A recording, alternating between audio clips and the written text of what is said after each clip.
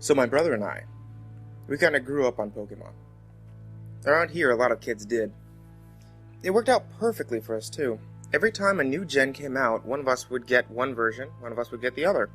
And since my mom liked to spoil us, we both got the third one. This is going to sound, at first, like a bittersweet story about two siblings who grow up with a couple of games that eventually take them down two different roads. Well, it's a little more than that. The years rolled by. We kept collecting. Game Boys got old, we replaced them. Cartridges finally gave out, we picked up new copies. But we started down two completely different roads before RSE came out. See,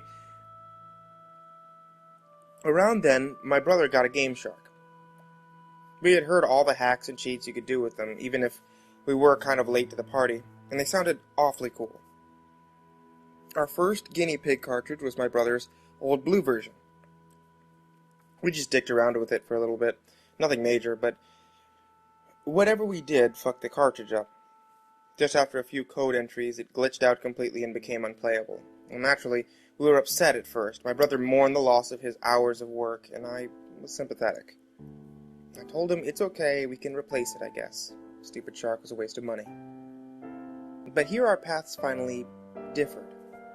After seeing the mess it had turned blue version into, I had completely opposed to the idea of hacking or cheating any of my games. What can I say? I can act like a girl. I feel feelings for the little pixel creatures. At least with that Game Shark. But my brother had taken his game's destruction as a personal challenge, or something. I don't think he played a game after that which wasn't hacked somehow. You know, we played a shit ton of Pokemon, man. But for us, we lived way out in the country, without many other kids, and the farmers didn't want us on their property, so we played Pokemon out on the lawn just about all day. Every day. It was pretty awesome to us, at least. We lost the Game Shark when our rooms got moved around. A new addition was built onto our house, and it disappeared in the mess of shit that got stuffed into the new closet. And RSE arrived.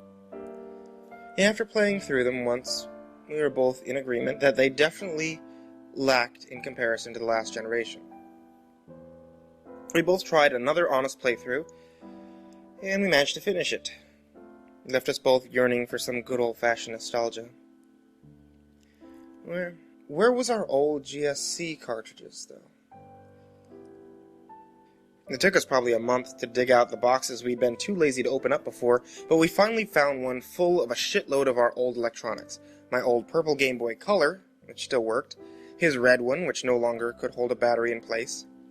But our GBAs were fine, though, along with our snake lights and link cables, that one with the nifty little connector in the middle that had always wrapped up oh so carefully to avoid fraying the wires, and condemning it to the trash like our last cable. We both grabbed up everything we could. It was so nice to have Yellow, which had been my first and most cherished game of any series, not just Pokemon. And Red and Gold versions back. We went through the motions of checking our old files, taking in all the old memories, and eventually, we figured the Gen 1 stuff was just too nostalgic to get rid of. I restarted Gold, he restarted Silver. Immediately, he snatched the Game Shark out of the box and slipped it into the back of his GBA. And I just shook my head at him. I remember what I said to him. That thing will kill your game, you know. He never liked me preaching to him about abusing pixels. I shut my mouth after that, but it had put him off playing with me. I guess it was just one time too many or something. I ought to know to keep my thoughts to myself, really. It was a couple of days later that it happened. I was out on the porch, Game Boy in hand, just about to go into the E4, when I realized I needed a little help. My team was ill-balanced thanks to my playing for leisure, and at the time, I was no great trainer that could pull off gimmick runs. I knew that my brother had been 2 badges ahead of me when we'd last checked with one another, so I was hoping maybe he'd let me borrow a Pokemon or two, just for this run-through. Now the thing is that I'd spent the last 24 hours at a friend's place. I had literally come home, dumped my bag in my room, and crept out into the sun with my GBA to play. I had no idea what he'd been up to. For all I knew, he was done with the game and on to the new one, which I figured was all the better for me since he wouldn't need those Pokemon and I'd stand a better chance of nicking a few. So I got up, went to the house, and when I was crossing the living room, I noticed all of his Pokemon games were lying on the floor. Some of the cartridges had been mangled, like they had been hacked it with something sharp. Even his old blue version, long ago dead, was too sentimental to throw away. It was just lying with the plastic cut, ragged, split almost halfway up one side, completely unusable anymore, even if it would work. I was a little scared. This had to have happened this morning, otherwise our mom would have seen and they wouldn't have been lying on the carpet. Tucking my GBA into my pocket, I crept over to his room and found the door unlocked. Something that was even more concerning. I walked in and found my brother sitting on the edge of his bed. His GBA was in pieces on the floor at his feet, smashed to bits. Next to him on the bed was a hammer and our mother's gardening scissors. His face was paler than I'd ever seen it, whiter than the time we'd gone corning, and the old guy up the street, legally blind and raving nutcase, had come and chased us into the trees with a shotgun. It was now that I also noticed the Game Shark on the ground, and a silver cartridge corner poking from under his bed. Somehow, they'd been spared the wrath of the hammer. "Are you okay?" I asked him. I remember the chills that ran through me. He was my little brother. Seeing him like this was horrifying. It was awful. I remember him rasping, and the way his voice rattled made my knees weak. Oh God, white everywhere, and then black. I remember running over and hugging him, and I remember his limp arm fell and brushed the Game Boy in my pocket, and he suddenly screamed right in my ear, making me jump and bite my tongue on accident. He ripped the handheld from my pocket and hurled it at the far wall. I cried out at the dent the plastic system made there, running over to collect it. The screen had gone dark. Feared the worst, I flicked the switch and it powered up normally. I waited there in the corner, trying to pretend the GBA mattered enough not to go and run for our mom. The volume was on. The Pokemon theme started up, and he screamed again, picked up the hammer. This time I screamed too, and ran from the room with my GBA clutched to my chest like a shield. He ended up in the psych ward of the hospital for 2 days. When we went to visit him, I left my GBA at home. No one could figure out what had set him off. Strange, maniac behavior. There was some talk that I didn't understand at the time about some kind of disorder that he may or may not have had. But even though Mom and I had collected and brought in all the cut-up cartridges that he looked at, Mom's idea, not mine, no one had ever thought to tie it back to the game. Maybe that was my fault. I hadn't said a word about what had happened when he had accidentally touched my Game Boy, or the blind, white terror he had thrown into when the music had started. On my last visit to the hospital before school on the second day, I was left alone in the room with him, while Mom had some private talk with the doctor about precautions to take should this happen again. I sat in a chair next to the bed when he was staring at the ceiling, but then suddenly he sat up, making me flinch. "Hey," he told me, "Angie, go in my room when you get home."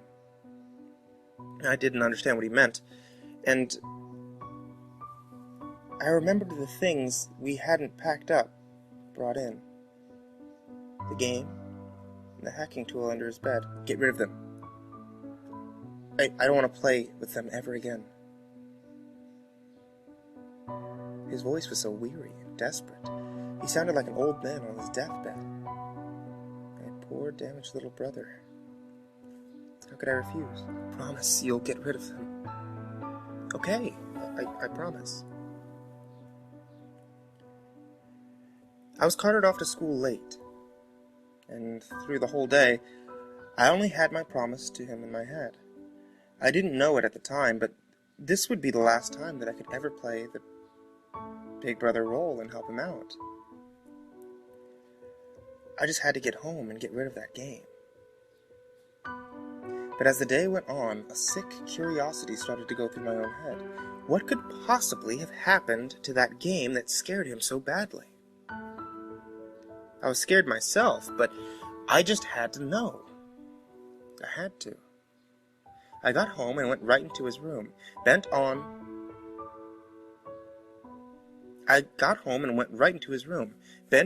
uncovering whatever horror was waiting for me. Mom had since vacuumed the room, and the cartridge and Game Shark were no longer visible. I got down and crawled under the bed, feeling timid, holding on to the promise that I had made as my badge of courage. Under the bed, there was enough dust to make me cough, enough lost Legos, and various other toys that I couldn't set my elbow down without it landing on something. But I finally saw both objects. They had been shoved to the corner, on top of a notebook that looked too new to have been down there long. Unthinking, I grabbed the corner of the paper and dragged everything out with me, still wheezing from the dust. Allergies and all. But they looked so innocent. Simple toys, and a simple spiral-bound bunch of papers. When I set Silver Version and the Game Shark on the floor, I took a closer look at the notebook. On it were scrawled at least 20 different cheat codes, but one had been scratched out with a Sharpie, over where it had initially been drawn in with pen. This was confusing. He had really tried to erase it out. The marker had been pressed to the paper so hard that ink soaked through most of the pages behind it, almost 2/3 of the way to the cardstock back cover. But pen has a way of sticking around. I picked up the notebook, tilted it backwards to the light, and the reflective surface of the Sharpie revealed the indentions that had been left where he'd written. The code was an unintelligible mess of letters and numbers, but the words next to it confused me. Easter egg. Snow on Mount Silver. I remember what he had said when I found him. He had been raving about white and then black. Could he mean snow? Even though it was only August and the temperature had been climbing to 90 degrees every day, a chill ran down my spine. Did I dare? I picked everything up and brought it to my room and laid it out on the carpet in front of me, with my own GBA next to it. For a long time I just stared down at it, and the longer I looked, the more maniacal Lugia's face became on the sticker, like some kind of twisted grin, like it was daring me to find out what happened to my brother. It was daring me to find out what happened to my brother. I was 14. Did I really want to tempt fate and risk ending up like him? I glared down at the Lugia for a while. I had to see. I slid gold out of my GBA and stuck silver in its place. It took me almost 15 minutes to compose myself and turn it on. It started up normally. I left the sound on low, too afraid of what I might hear to keep it up the full way, and too curious to turn it all the way off. The title screen was normal. Lugia again, but somehow menacing, despite my common sense telling me that it was exactly the same picture as every other time I had started up the game. I mean, how bad could it be? I asked myself. His notes said Easter egg. Didn't that mean that was coding already in the game? The menu came up. Still absolutely normal. His character was Blake, with a mostly filled Pokedex, but the time was odd. 999 hours, 99 minutes. I knew he could not have been playing that long. I had barely logged 50 hours onto my own game, and I was at the E4, and I was playing slowly. So the result of his hacking fucked up his file, I thought. Well, whatever then. The game started up, and the first thing I noticed was the prolonged black screen. It almost took a minute for anything to change. and there was no sound at all. The hairs on the back of my neck were standing up already, but it was too late to turn back. Finally, a very dim sort of map came onto the screen, but it looked like static. What was going on? I squinted down and realized with a fearsome pang that it was actually the Mount Silver map. But what I thought was static was heavy falling snow. So this is where Relaunch saved the game. A very normal team for someone who'd been using a Game Shark. Typhlosion, Feraligatr, Meganium, Pidgeot, Tyranitar, Lugia. All level 100 with modded moves. Typical for him. Something about the sprites was strange, though. They seemed sullen, in a way. Their colors seemed washed out. Their expression lacked the usual vigor they normally had. I chalked this up to missing pixels or something, also due to the hacking. The map had brightened up just a smidgen when I closed out of the start menu. Indeed, snow was somehow falling very heavily. Pixels danced across the screen so fast, it was hard to see the little sprite that was my brother's character. Something was off about him, too. When I checked the information, it was the same as the Pokemon sprites. The colors were dull. In fact, now that I thought about it, he almost looked frostbitten. My stomach tightened, and I turned and tried to move back down the mountain. As I hit the bottom of the screen, words popped up, and there was finally a sound. My sprite hitting an invisible wall. I can't turn back now. That was unsettling. I went into my Pokemon and tried to use Pidgeot's fly ability. I can't fly in this. Obviously referring to the snow. Fuck this, I thought, going into his bag. There was an escape rope. I tried using it. I can't go back anymore. What was going on? Once again, I tried to walk back down the mountain, and to my horror, the words changed with every attempt. I can't run away. I can't go back down. I can never go back. This last one sent a frigid feeling through my heart. There was no way down the mountain. I had to climb. Turning the little sprite around, I moved him forward. No resistance at all, though my walking steps were oddly slow. That was truly weird with the lack of grass, trainers, of anything at all but the white snow, which still blew across the screen and made it almost impossible to see. As I moved further up the mountain, his walking speed became slower and slower. The static curtain of pixels grew thicker, so that I could barely make out the features of the map. But it seemed like the only way to move was straight ahead. I reached what looked like a set of stairs at the very top edge of the screen. I didn't remember this being there before. As I tried to move up, the little sprite paused. I'm cold. Now, even I was getting goosebumps. His walking speed had become painfully slow, as if somehow he was being impeded up the little staircase. More text on the screen. Meganium has died. What the fuck? I thought. Pokemon don't die in these games. I checked my party and was frightened and confused by what I saw next. Meganium's sprite had been replaced by a red X. All of my other Pokemon sported varying degrees of damage, though I hadn't battled once. I went into my bag and found a single revive and tried to use it. It's too late, it said. What kind of Easter egg was this?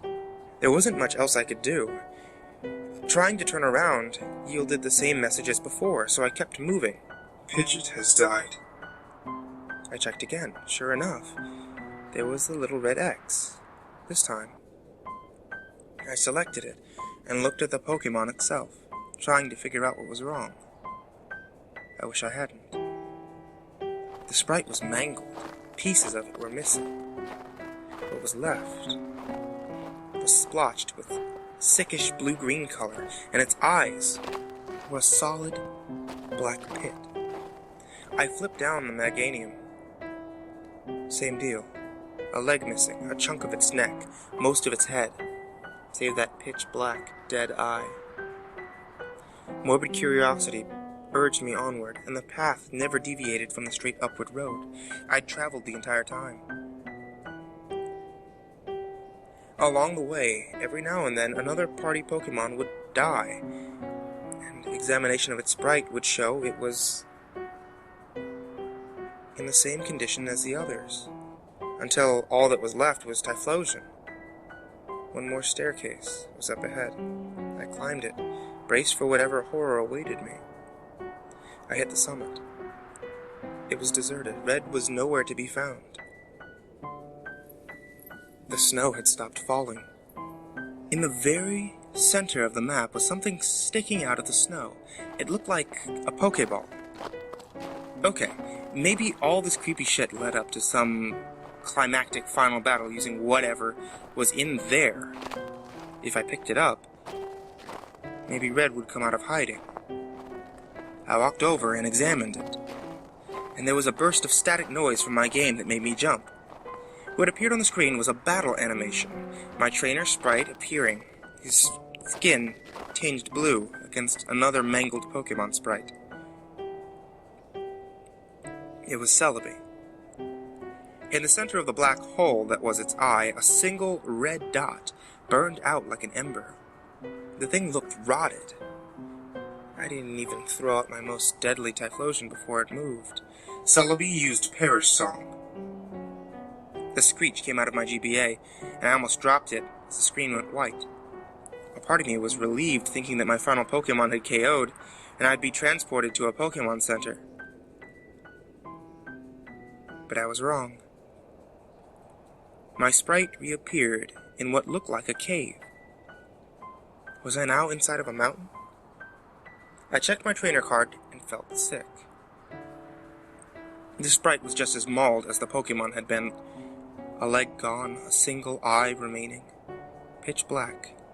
So sad looking. Tears welled up at the corner, and every color on him was replaced by those 6 shades of frosty blue and gray. Every stat on the card was reduced to 0, except the time, which still read 999 hours, 99 minutes. I quickly moved back to the map. His sprite there mimicked the horror that I had become on the trainer card. Pieces were missing. Everything was discolored. I started to walk, and at first I received a message. It's so cold. There was only one direction to go. Upward. I moved on, and every now and then would be stopped by a message that made my heart sink lower and lower. Mother, it feels so cold. I can't go on. The walls, as I walked, became darker and darker until they were pitch black at the end. There was an exit there, marked by a white outline. I had no other choice but to go through it. It opened into a chamber that was also solid white. The only way to distinguish the walls was a thin gray line that marked them as separate from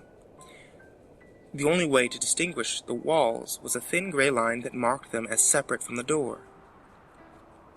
Floor. The only way to distinguish the walls was a thin gray line that marked them as separate from the floor. Against the far wall, there was another sprite. Red sprite, intact. I had come this far. I had to finish this. I walked up to him and hit A. A battle started. Red sprite had none of the deformities that mirrored my own. The colors were the same, blue and grays, but he was intact. He just looked extremely sad. His first Pokemon came out, Venusaur. It was just like my own, but level 0, with a speck of health. I sent out Typhlosion, who had just 6 hit points left. No Pokemon made a sound when they were brought into the battlefield. Venusaur used Struggle. There was no animation, just a single point of damage done to Typhlosion, and the opposing sprite dropped off the screen. Venusaur has died. There was no text asking me to switch out. Instead, there was just what I took to be dialogue from Red. His next Pokemon was Blastoise, even more mangled. It too struggled and died. After each round, there was that ominous ... from their trainer. Every sprite was more mangled than the last. His Epsilon was barely distinguishable as a Pokemon. I realized somewhere he was sending them out, all out of order, which saved one Pokemon for last. Pikachu came out, and it was grotesque. It, too, was discolored like it was frostbitten. It was missing an ear, half of its body, and its tail. Its head was mostly intact, but its eyes were much larger than they should have been, and glared out at me like pitch-black windows into hell. But the thing that got me the most was the giant smile that extended almost all the way to the edge of its head. Its health was somehow at 0, or at least looked that way. My hands were shaking. I didn't get a chance to attack. Pikachu used Pain Split. Pikachu has died. Typhlosion has died. It cut back to the image of Red's sprite, and now it looked like mine, with his body so butchered.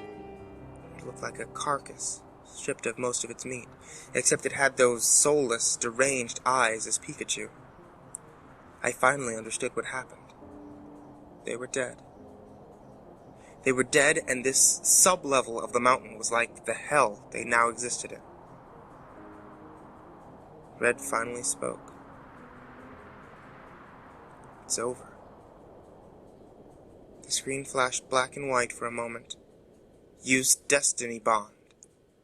A horrible, hideous screech started to issue from my Game Boy. The screen went white, and it shrieked at me, and I threw it to the floor and pressed my back against the bed. The horrible noise continued for several long moments, while the screen stayed white, then went black. Then there was silence. It took me a long moment, but I eventually stood up. I took the Game Shark, I took the notebook, I took that fucking possessed game. I picked them all up and carried them to the garbage can we had already set out for the morning pickup at the edge of our long, winding driveway. And I threw them in. When I got back to the house, I don't know what made me do it, but I picked up Yellow version and inserted it into my Game Boy. I think it was part of me, determined to make sure I hadn't somehow been tainted as well. The music started up. The game played. I turned to my Pikachu and hit A.